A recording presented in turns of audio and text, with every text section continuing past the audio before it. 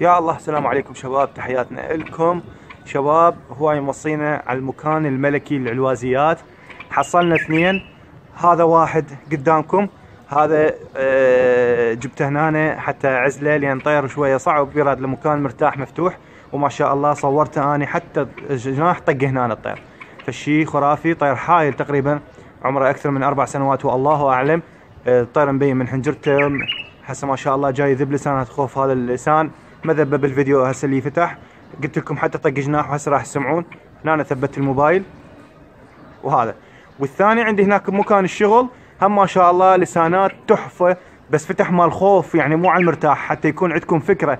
يعني الطير قرب بصوره سريعه، بس اللسانات فالشي فوق الخيال، فالشي حلو كلش وراقي. شباب ذني تعرفون اسعارهن التك عالميه، هذني خامات وحشيات مو جالسات.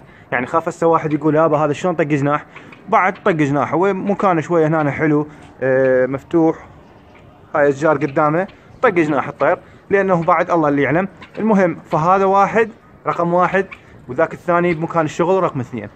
وسعر التك على 100، اللي موصينه اللي يعرفون شنو هاي الطيور وشنو جمال لساناتها وامكانياتها. تحياتنا.